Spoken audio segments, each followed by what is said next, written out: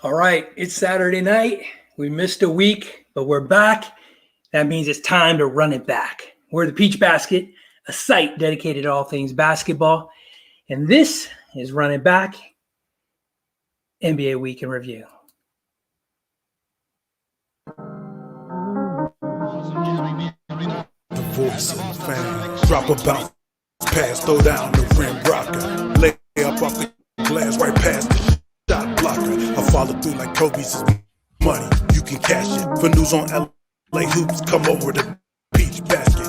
Up to date sports, post game reports, debates, and play by play. Come straight off the court. The voice of the fan. And make a noise, causing havoc. Zone a man up, you can ask Peach Basket. The Peach Basket. Coming soon on air, the Peach Basket. Where the news begins, we're dropping news like we're in the stands. Creative views from the average fans. The Peach Basket.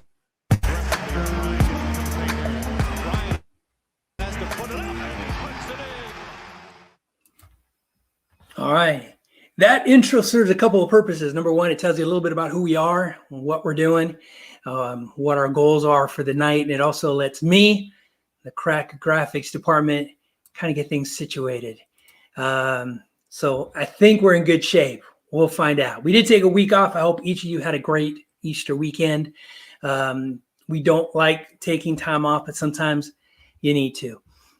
We missed a lot. There was a lot going on in the NBA. We're not going to cover it all. We're not going to go back 2 weeks because that would just be too long a show. But we do want to highlight a little bit of what happened 2 weeks ago and a little bit of, or really I should say a lot of what happened the last week. We're going to do it the way we always do it. We're going to start the way we always start by going across the country and talking to some of our lead writers who cover some of these teams that you and I all have an interest in. So we're going to start by dropping a pin in the Los Angeles area and bring in Ajay to talk about the Lakers, who had a great win tonight, surprising win tonight. We're going to try and keep it short.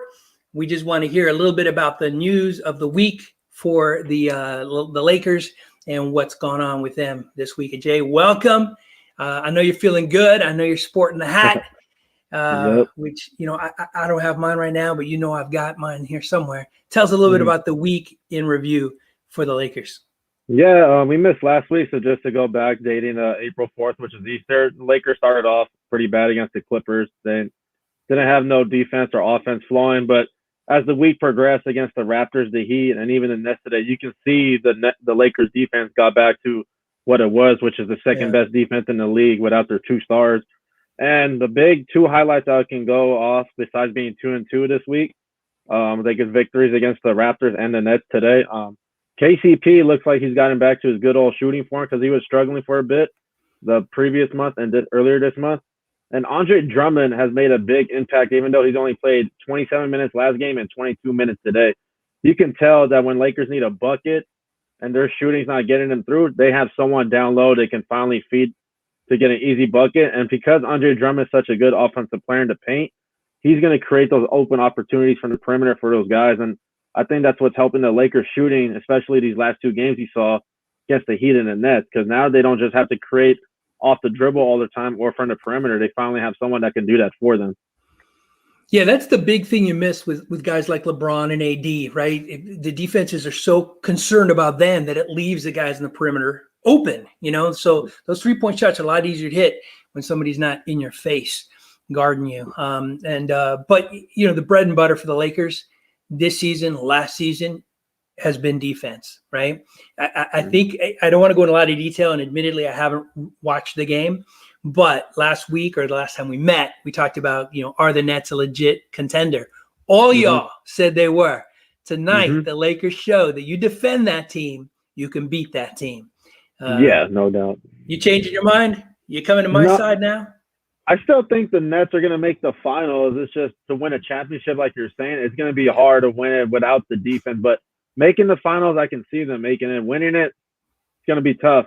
The problem that opened my eyes a lot was if Andre Drummond can do that to them, what is Joel Embiid going to do to that Nets defense if they run into him in the Eastern Conference Finals, that's Yeah. going to be a problem for the Nets. Yeah, great point. Great point. We got the Lakers on our agenda. A few things to talk about them. So we're going to come back to the team I know you know well.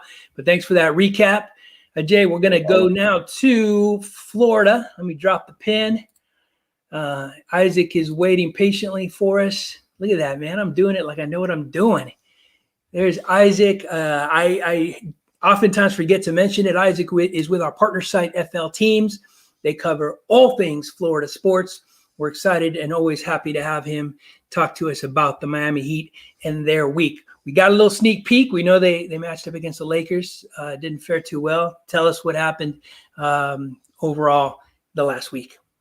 Thanks for the introduction, Jose. So the Heat, look, very inconsistent these last few games. On Tuesday night against the Memphis Grizzlies, they lost by 12 points, 124-112. Like I said, it's sometimes hard to break down these Heat games because they have so many good players, and they don't always perform. Butler did get 28 points, but outside of him, no one scored above 20 points.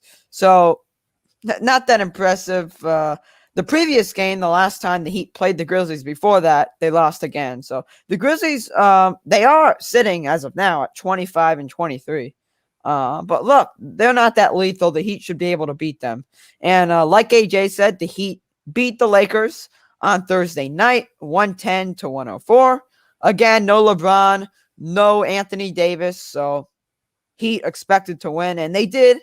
Butler dropped 28 points like he did against the Grizzlies. But again, outside of Butler, there's really not a lot of consistent play for the other Heat players. And in that game, Victor Oladipo got injured. We do have a quick update. Look, the Heat are in the information gathering stage right now. We do know that the Heat will, have a tough.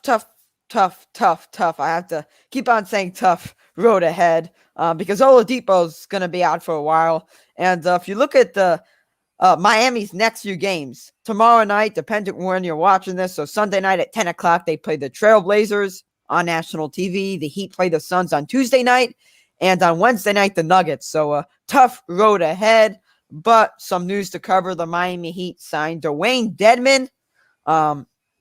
He's going to add some key depth to the Miami Heat bench as a backup center. He's 7 foot.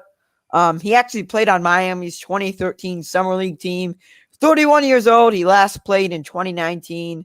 In the 2019 season, he averaged 8.1 points and 8.2 rebounds. So decent signing. The Heat got a big man, which they needed. Obviously, we'd rather them get DeMarcus Cousins, who's on the Clippers, and of course Andre Drummond, who's on the Lakers, but that didn't happen, and also Aldridge, who's on the Nets. But besides that, very inconsistent play from the Heat. Yeah. Again, no Oladipo in this upcoming West Coast trip. It's going to be hard for this Heat, especially their next few games, but it'll be a test for just Bam Adebayo and Jimmy Butler. You know, the East in general has seemed to me as kind of a casual observer to be inconsistent, right? The Celtics have been wildly inconsistent. Yep. You know, the Bucks are losing games that I don't think they need to be losing. You know, the Sixers have been pretty consistent, near as I can tell, but it's just been really, really weird in the East. Yeah, when I kind of introduced you, we talked about how the Heat didn't fare too well against the Lakers. They won that game, but I didn't think that they played as good as they could have, as they should have against the depleted Lakers team. So yeah, it's interesting. The Heat and the East in general just seems to be a little up and down. We'll see how it plays out. Isaac, thank you for the recap. We're going to drop the pin now to Texas and go talk to Renee about his San Antonio Spurs. The Spurs had a rough week, didn't they? Renee, give us that recap. It's been dismal, Jose. Good evening. Good evening. It's been pretty bad. They were 0-3 this week, lost 5 in a row, and let's see, the last 10 games, the Spurs are 2-8. And that was on an extended homestand. Just dismal, really poor. The effort is there. They just have nothing on the interior other than Pirtle, which rhymes with turtle. Thank you, It Ryan. does indeed. Yeah. And they have nothing there. Obviously, the buyout with Aldridge, they thinned out with that move. They've had Rudy Gay playing at power forward. I mean, Rudy Gay's a really big body, but he's not a power forward, and at least not at this point in his career. It's really asking him to do a lot. The big news for me yesterday was Lonnie Walker returning after missing about 2 or 3 weeks. And all that meant was that they lost to Denver by 2 as opposed to losing by 10 like they did on Wednesday night. It's I wish they tank, but I know it's not going to happen because, the Spurs just don't have that culture, I guess. It just doesn't look good. I saw a projected mock draft this week, and it had them picking at 12. It had them picking Corey Kispert from Gonzaga, and nice player, but is he gonna make an immediate impact? I don't think so. And that's been the Spurs' issue, I think, for 10, 15, possibly 20 years. That double-edged sword of them being successful and then having really low picks or picking, to the mid to late first round. It's a big difference, the level of talent that you're going to get at 18, 20, 21 to, Sure. 4 or 5. And, we saw the Sixers who were contending this year. We saw them effectively tank a few years ago, and they've done well with their picks. I don't know where they're going. I was going to write an article. I'm still intending to do it on where they go after Pop, because right now a lot of Spurs family are saying that it's probably it's time. And I don't agree with that. I think he's earned the stature to where he decides it's time to go. Right. But I don't know. They're in limbo, definite limbo. Yeah, and listen, I don't care who you are. I don't care who the coach is. If you're going to put out against an NBA team, me at the point, Isaac at the center, and Jay at the power forward, and you at the small, we're going to lose games. I don't care who's coaching us, man. So You're right. The fact of the matter is, right, Pop, as phenomenal as he is, just doesn't have the players around him right now. There's no Tim Duncan's coming. There's no Manu Ginobili's. There might still be an incredible find. But the thing is, when the Spurs found Manu, they were, there you go. They were doing things that other teams weren't doing. Now every team has got their eyes, looking international. They're looking for the next Manu Ginobili, the next Yao Ming. We're looking. Every team is looking for those. So yeah, it's tougher. It's going to be a lot tougher for the Spurs to bounce back. But my money's on them because they have that phenomenal culture. They have that phenomenal, overall, from top to bottom culture that just kind of permeates and has been successful. So I never, ever bet against the Spurs, ever. Right on. Right. Good recap. Let's go ahead and pull the map out, bring in the rest of the team. What we're going to do now is, and guys, sorry, I know you guys are probably good basketball players, but again, we would probably get spanked by the worst NBA team if we're the top 4, the Pop puts out there. What we're going to do now is we're going to shift gears just a little bit after our recaps. We're going to talk about the NBA 6D. Now, this is new. This is something that we kind of had done before, but we're kind of switching it up just a little bit. Let me show you a video. It's a short video to kind of introduce you to what NBA 6D is, and then we're going to get right into it.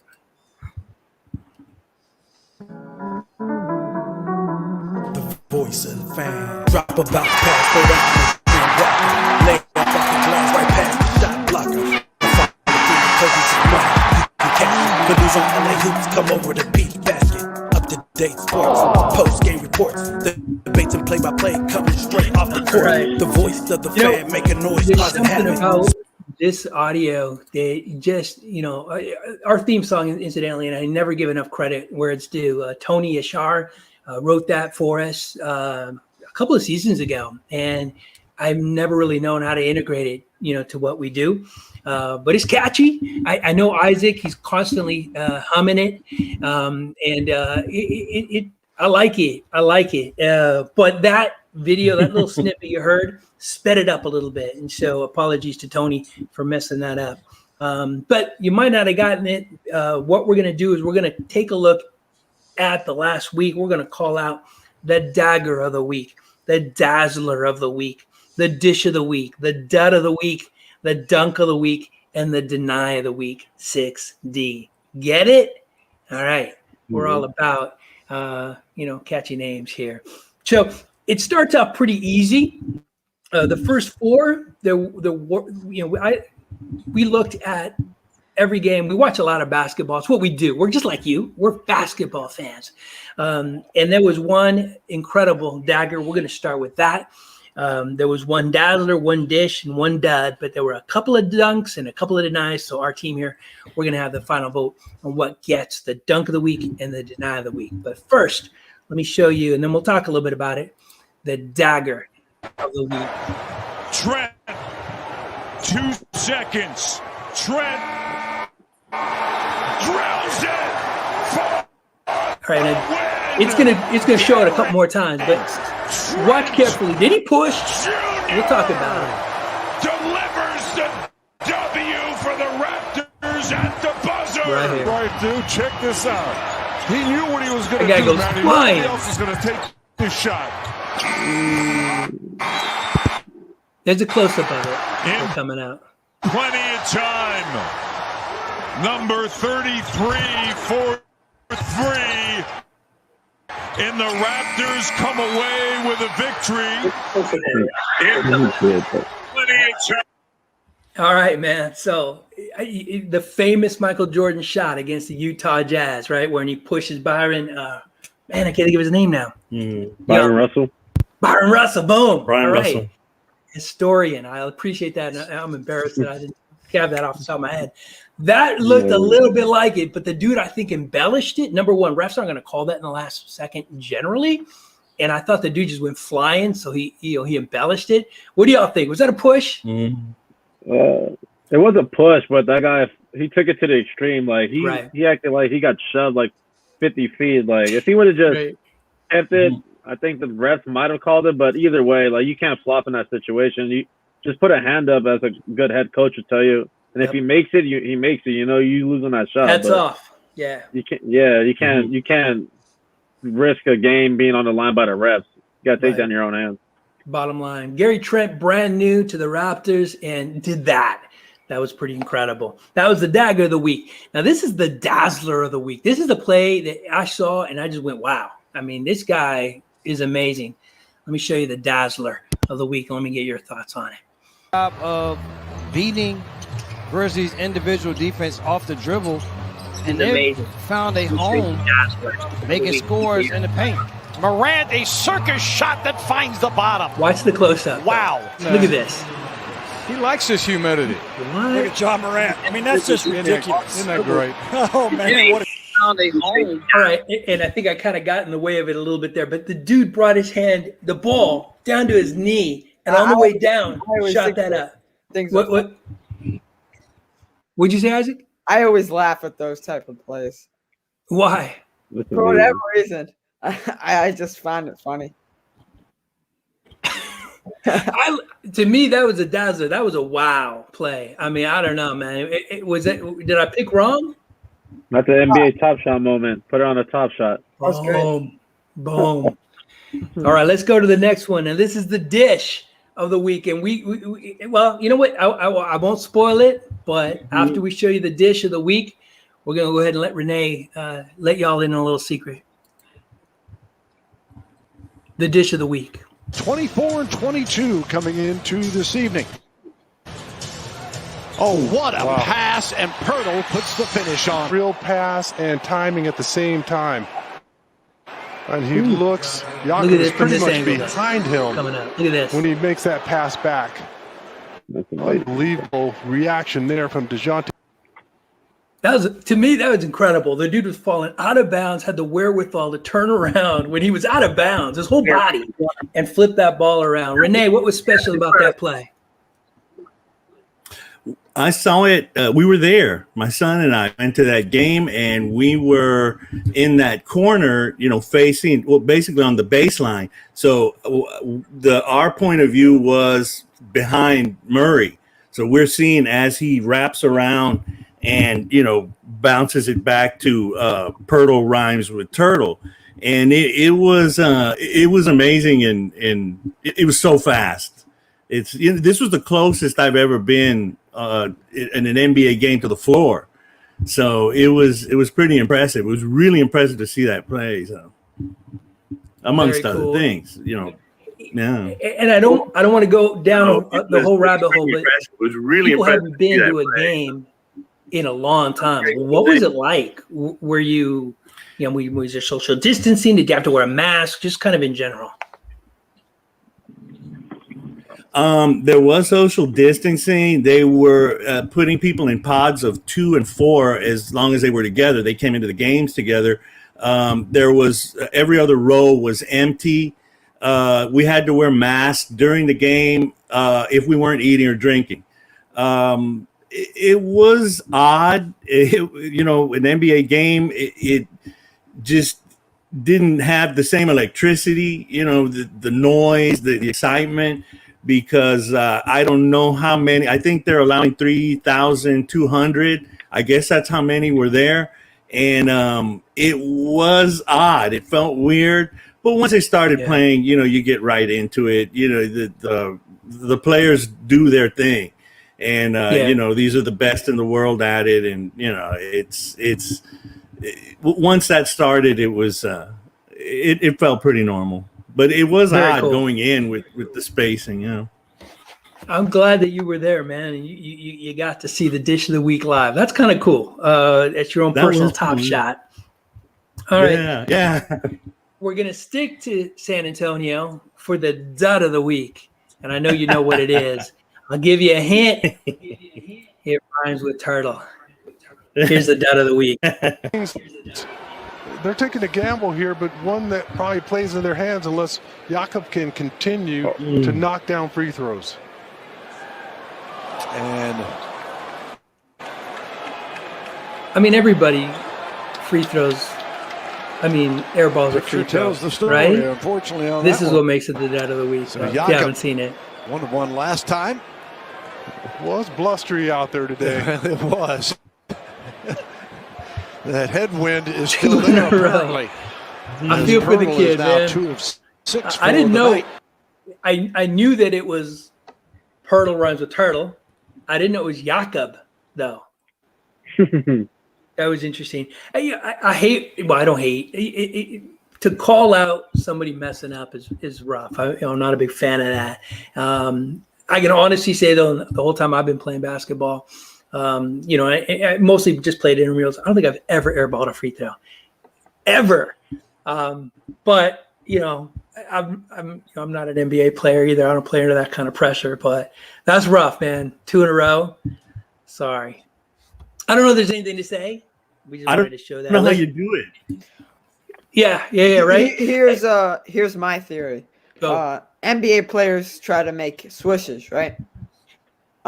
If they just aim for the backboard each time, they can make it. But based on the arc of his shot, you could tell that he was just trying to swish it. What's weird is usually when I'm off, like I'll shoot the ball short. Generally you overcompensate. You shoot it long. He shot the same shot 2 times in a row. There was no compensation at all. Which I don't know. Poor Jakob. But on we go, man. The dunk. We got to get to this, man. There were a couple of dunks. We're going to show you, I think 3. I think dunk is next. We'll find out. It might be the deny shoot. I'm not sure. But what we're going to do is we're going to see, and then we're going to vote which one's first. So we're going to go through each of them individually. Let's see which is, because I wrote down dunk, but I'm not confident. There's that roll by Gobert to the rim. Give me that. Blocked by Tice. Tice, baby. Word to your mother. This looks better up close. Give me that. Here it comes. That's why they got it. Rim protection. That's okay, there it is right here. There it is right there. Give me that. Tice with the huge block. Good recovery. That's number one. And number two is a lot shorter, but pretty impressive. Booker, the lob for Aiden. Oh, yeah. The Paul. He took it. Living up to the. That's it. They didn't show any recaps or reviews of that one, but the dude literally he didn't block it. It was like a steal. So Daniel Tice, sorry Daniel, sorry Celtics fans, looking pretty good for Chicago with that block. And I didn't get the guy's name. The guy they called him the Claw, but yeah, I probably should have done a little bit more research here. Give me your vote for deny of the week. We're gonna do it on 3, right? Give me a number 1 for Tice and number 2 for the other guy, right? All right, 1, 2, 3. Who do you got? Renee. Renee. Did we lose Renee? Might have lost Renee. We lost Renee. I can't even really see Isaac. What are you doing? Oh shoot, that's my green screen. Oh wow. Yeah, it's like I can see your nose, and we lost frozen. Renee. Well, hello, God. can you hear me? we're gonna call it. We're gonna call it. I think it was the Chicago Bulls guy with that grab. Jay, tell me why. I got my thoughts, but tell me why you thought that was better than Tice's dunk. I thought it was just better because not only got the block, he got the steal, and it saved the possession. It created a fast break opportunity for his team, and plus that reminded me like of a little bit. I don't want to go back to Will Chamberlain because obviously not a lot of people seen him play, but Will and Byron Russell were known to do that. Like not only block the ball but save it inbound. So a common person people can relate to it today was a prime Dwight Howard in Orlando. Dwight Howard in Orlando used to do that all the time. So to see a guy do that, that's really impressive. Like that's really hard to do, like what he did. No, it's a great point. There was a time, and I want to think it was in the 80s or so, when it was more common to see people want to just volleyball that shot out, which doesn't make sense. You want to save the possession. And yeah, I agree with you. That's exactly why I think that was absolutely the deny of the week. Now we got 3 dunks to look at. Renee, it looks like we did. I voted for one because they blocked Rudy Gobert. Gave him a taste of his own medicine. All right, that was Renee in the chat. Here, I think I can put this in here, right? No, it's the private chat. It's private chat. Good call. Thank you. Bummer, but that's what he said. Yeah, StreamYard's acting up today. I don't know when my green screen just went on. You saw that? I did. All we saw was your nose, and it was like floating. It was kind of funny. It was crazy. StreamYard's bugging today. So it's funny that he's still frozen. Yeah, Renee, obviously you can still hear us, so we'll just kind of rely on chat. I'm just glad you're frozen you hear in me? Yeah, we can hear you. Actually. Oh wait, so I don't know what's happening. You can hear me? Oh. We can hear you. So good. Yeah, you can participate this way. And I want to tell you, Renee, you are frozen in a very nice, reputable position. Sometimes, right, the worst thing that could possibly happen is, you're frozen in a kind of an awkward spot. You're yawning. I would remove you if that happened. But you look good. You look good. Let's take a look at these. At least I wasn't picking my nose. Well, that's what I'm saying. It could have been worse. It could be much worse. Yeah, I can see it. All right. Yeah, it's crazy. Let's look at these dunks. We got 3 to go through real quick. Now, I don't really even know what order James Johnson peeling away from Solomon Hill. Jackson Hayes, how did he ever get to that? That's how you reward the big fella for running. There's a close-up coming to this. This is ridiculous. Beautiful. I told you, James Johnson got social media too. Throw it up and let him go get it. Claude, have mercy. James Johnson, former Miami Heat player. Right, man, Isaac's always representing Florida. Seconds to go. Respect. Oh, this one was Westbrook, crazy. the hesitation. Oh, the monster jam by That was Russell crazy. Westbrook. And the foul. Man. Oh my gosh. There's a good close-up here, too. Dip him Not this one. The in next holy water. one. That's amazing. Look at this. Oh, man. And he wanted all the action afterwards. I mean, look at that. Ooh. Oof, like. Yeah, that's crazy. Got one more though. Got one more, and then we'll vote. 1, 2, Against 3. big people before my career, and I standing up next to Joel Embiid. Oh my goodness! Carl Anthony Towns says, "I want a piece of this dunk fest." Cat's hearing it from the Philly fans. Just bodied up Joel Embiid. Joel is not happy with himself right now because he knows Towns got the best of him. All right, man. Let's talk dunk. We got Cat dunking on Embiid. We got Jackson. Man, I can't remember the kid's name. The one was Hayes, right? Number 1. And then who was number 2? Oh, Russell Westbrook. Westbrook. Right? This was a tough one for me. I'll be honest with you, right? So Jackson Hayes number 1, Russell Westbrook number 2, Cat number 3, and we'll vote on 3. 1, 2, 3. I got a 3. I got a 2. You can't see me, but Renee, I can't see I'm you. voting What do for you got? Russ. You're voting for Russ. Westbrook. Awesome. All right. So Russell Westbrook with the win. I'll just give you my pitch, and then Jay, I want you to talk about Cat. To me, Jackson, that was amazing because that was not a good pass. It was behind him, and so the dude in midair had to go back, fully extended, and then threw it down almost as he was going out of bounds. I never seen anything like that. Westbrook was second for me, though. Jay, you picked Cat, right? Yes, I picked Cat. Tell me why. I picked Cat because not only did he dunk on Embiid, but the back history behind those two. Like, if you guys remember 2 years ago on Twitter, they beefed with each other, and it went so far beyond that the NBA had to intervene and find those guys. And then last season, before the pandemic, the 76ers and Timberwolves got into that little brawl. If you remember, Ben Simmons got on top of like Carl Anthony Towns throwing a chokehold. So there's a little beef between the 76ers and the Timberwolves. So to see Cat get his dunk like that on a player I'm pretty sure he doesn't like, it's like pretty impressive. And that wasn't just a simple dunk. That was like an authoritative dunk too. Yeah, it was. All right. But the winner was Russell Westbrook. I got no beef with the winner. Renee, I know you can still hear us. Tell us why you picked Russell over those other amazing dunks. It was because after I wrote that article where I called him overrated, he seemed to explode, and that was one of the main things. And I thought maybe he saw it, maybe he got inspired. I don't know. Yeah, it was amazing. I mean, he drove just down the lane and just threw. Everything he does is with ultra aggression. He plays in an outrage. I love it. Yeah, I love that. He plays outraged. And he has that look about him. He's amazing. He's an incredible player, and I don't think he gets the respect that he needs. He averaged a triple-double for almost 3 full seasons. I mean, that's amazing. But a lot of people kind of disrespect him because he plays with that chip, I think. But all right, I got no issue with the dunk that y'all picked, even though it wasn't my pick. We're going long already, so I don't want to spend a lot of time on this.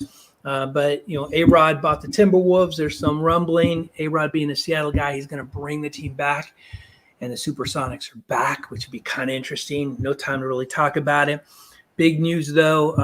Certainly, Jay is interested in this. The Lakers. Word is from Woj today that LeBron might be about 3 weeks out. AD about 2.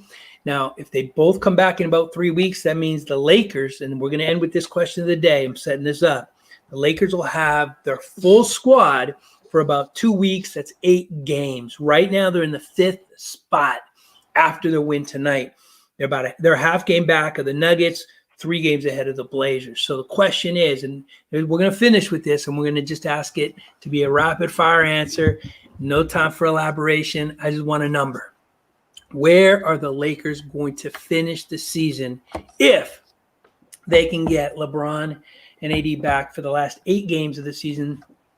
That means they're still without him for about the next, certainly the next 3 weeks, which would be roughly 12 games. Where do they finish? They're currently at 5. I'll end it. Let's see. Let's go to Renee first. Where do the Lakers finish? What spot? 6th seed. 6. 6th seed. Isaac, what do you got? 3. 3. Okay. That one I want to talk about. Jay, what do you got? I got the same thing as Renee, 6 seed. 6 seed. I got him at 5. I think they stay where they are. We'll see. You know what? I'm going to write these all down. So we got 2 6s. Isaac with the Laker love at 3. Yeah, I just think because Drummond's only played a few games so far, we haven't really seen his impact. Plus, Kuzma's been out, and we haven't really seen them all together. So, and again, they could win games without LeBron and AD, and that's why I think this Lakers team this year may be better than they may be better than last year. I know there's no Danny Green and Rajon Rondo, but Dennis Schroeder is possibly better than both of those guys.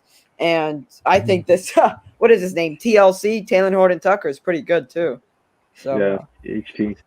Outstanding Laker analysis from the brick wall. And Isaac, I know you don't know what we're talking about, but the rest of us know what I'm talking about. All right, man, that was it. That was the week. I don't understand, but you'll tell me after. Yeah, we'll have to. Well, you watch this later, and you'll know what I'm talking about. Exactly. All right, man. We're the Peach Basketwear site dedicated to all things basketball. This has been Run It Back. NBA Week in Review. We'll be back next Saturday to do it again. We'll talk then. Peace out, guys. Have a good one. Thank you.